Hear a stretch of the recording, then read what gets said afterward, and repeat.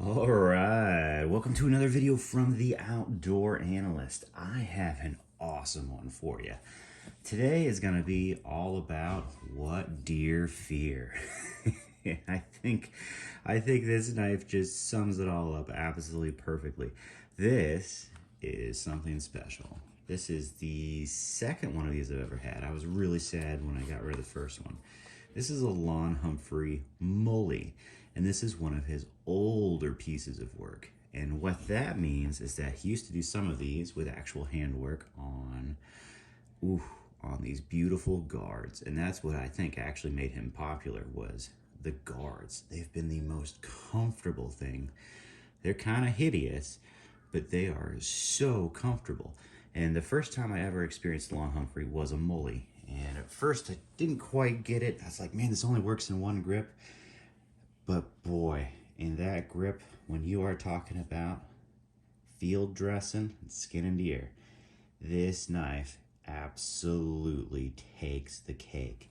For ergonomics, this thing is insane. It has the most comfortable.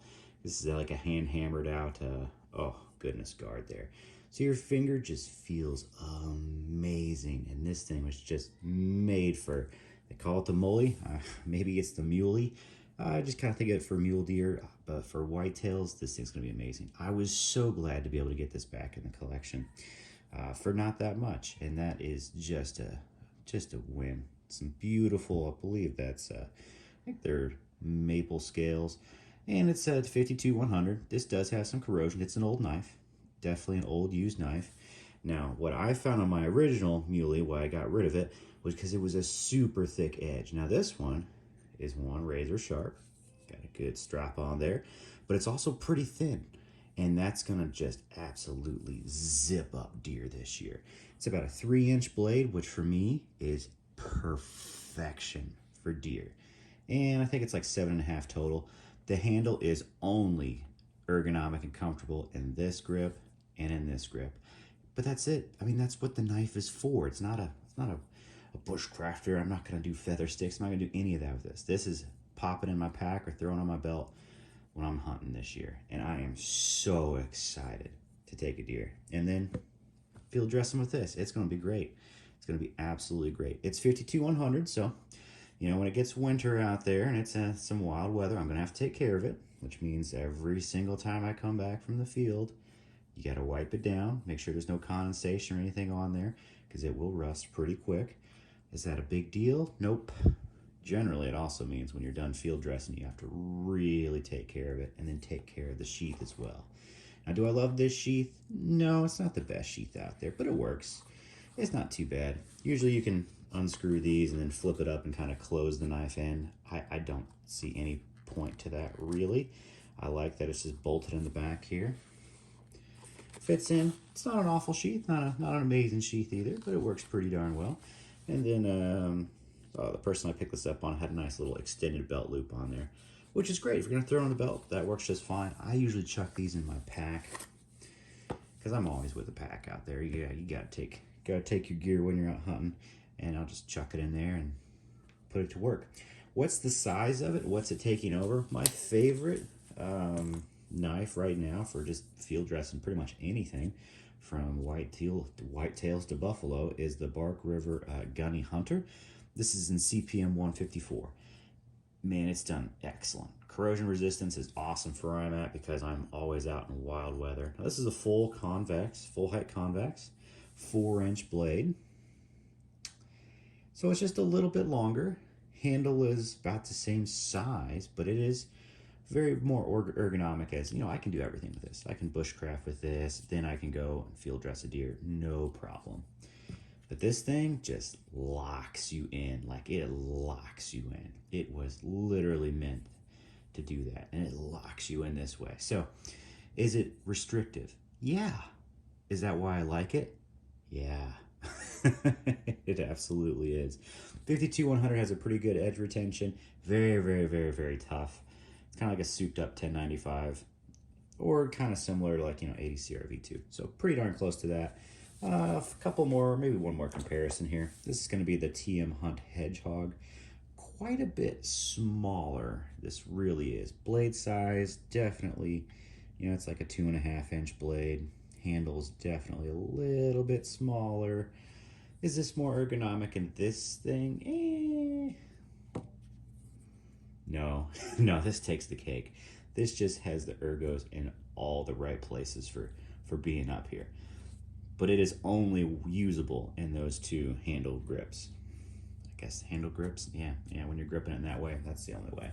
So size-wise, pretty good size knife there.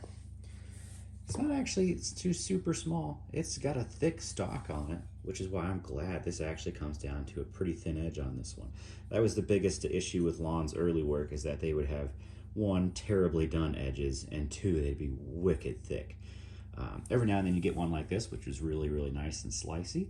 And now his work has gotten much better. He used to just be like the ergonomic king, terrible on blades, but blade grinds. But now he's actually really improved his work, and I do like Lon stuff. It's pretty darn good.